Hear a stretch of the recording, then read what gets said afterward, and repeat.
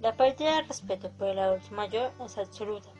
Familiares los abandonan, el Estado es negligente en su atención.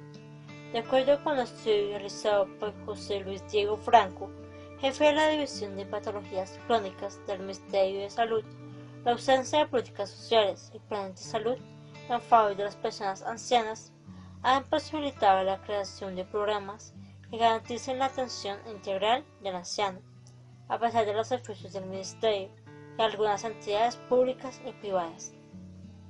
Este abandono político y social ha hecho que buena parte de la población anciana de mayores de 60 años se extraña en su propio país, donde no tiene familia, casa ni tranquilidad.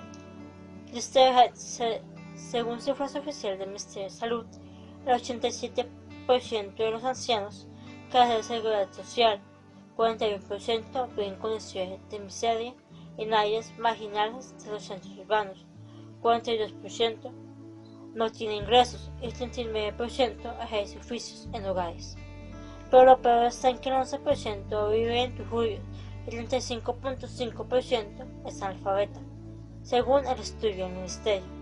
Algunos ancianos, debido a la situación de invalidez y de violencia, la familia son internados en centros de bienestar, donde pasarán sus últimos días afrontados a situaciones de hacinamiento, pérdida de la intimidad, asistencia especializada, dice el estudio.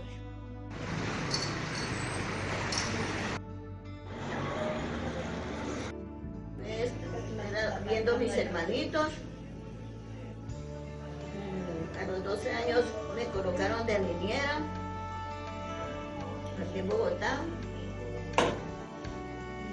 Yo no conocí a mi papá, sabía que tenía papá, pero yo no sabía quién era. Bonita en primer lugar, porque bueno, quedé huérfana a los 12 años de papá y mamá. Nos criamos solos, los hermanos. Y bonita porque pues, en ese tiempo era muy sano todo, ¿no? No como ahora, que ahora no hay mucha mañana.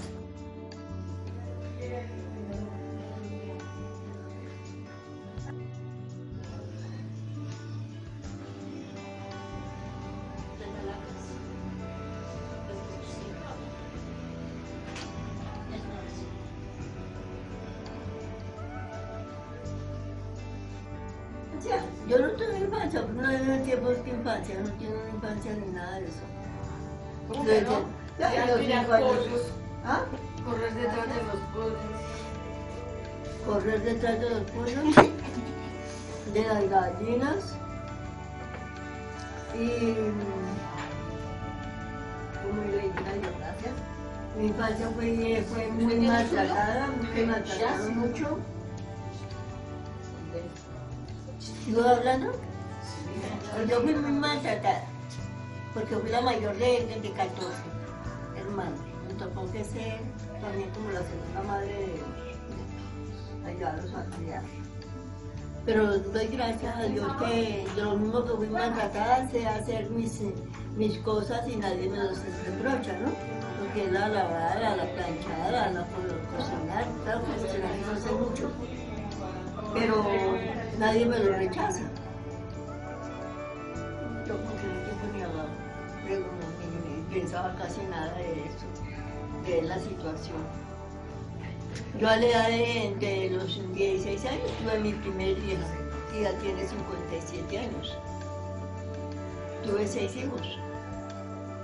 De esos, ¿cuál entonces? 13 años. Fue una muerte, como un gallo. Él murió en los calabozos de Mosquera. No le supo cómo, ni nada de eso. Dentro vivo, salió muerto de allá, en menos de 45 minutos.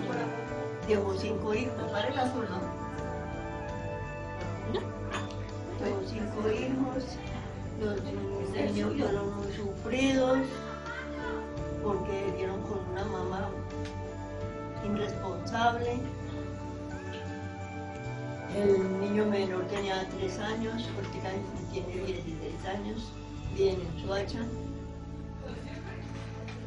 Ahí me tocó que ella no se volvió a hablar.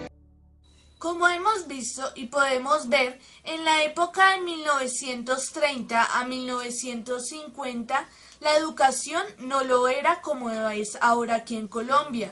Los niños apenas salían de estudiar, tenían que ir a trabajar, ya sea dándole comida a los empleados o muchas veces también tenían que ir a trabajar a casas que ni siquiera eran suyas. Esto hizo que les impidiera tener una buena educación y ser personas profesionales. Adelante les mostraremos cómo fue la niñez de estos ancianos. Mi nombre es Efraín Vera y les presento a mi abuela. Buenas noches, yo soy María Guerra. Hoy le voy a realizar una serie de preguntas de cómo fue su niñez, su juventud y su gran sueño. Bueno, empecemos. ¿Cómo fue su niñez? En esa época era de solo diversión, estudio o trabajo. Trabajo porque no hubo estudio, no hubo diversión de ninguna clase. Eso era trabajando. Llevándole comida a los trabajadores donde estuvieran, ayudándolos con ellos de la casa. Bueno, segunda pregunta, ¿cómo fue su juventud? Según mis padres me dicen que fue muy difícil, que fue trabajo y no estudio. Sí, mucho trabajo, porque me tocaba ir al campo a cortar caña, a moler, que venga lleve la comida a los trabajadores, corra lleve la comida a los trabajadores, de toda la casa mejor dicho, porque yo era la mayor.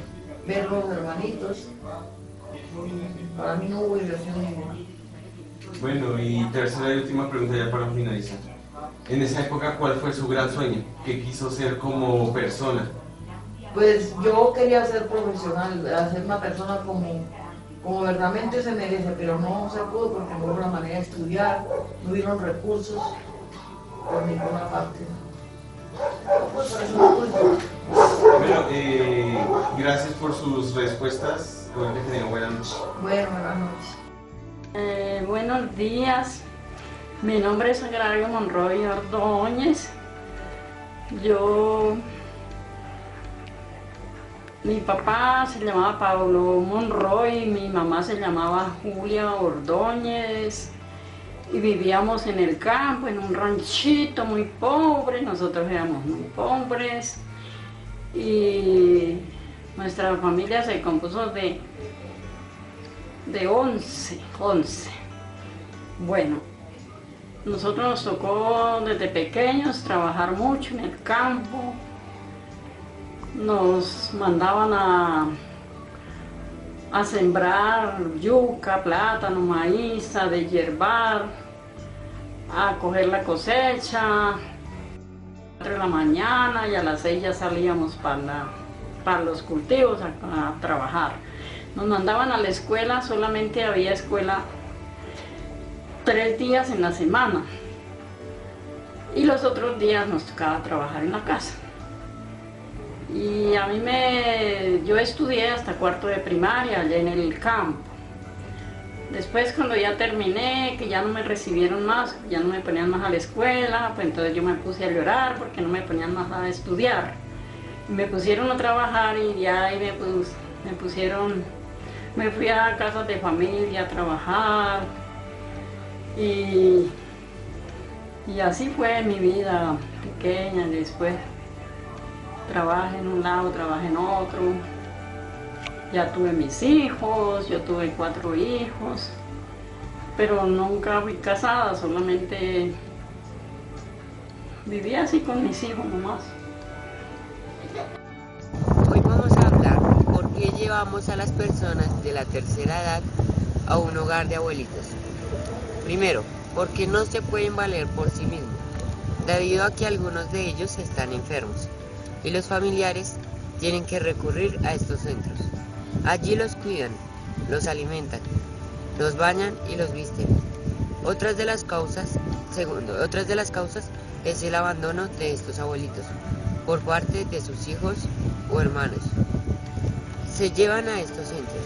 Algunas entidades y personajes de la farándula llevan aportes para brindarle una mejor calidad de vida.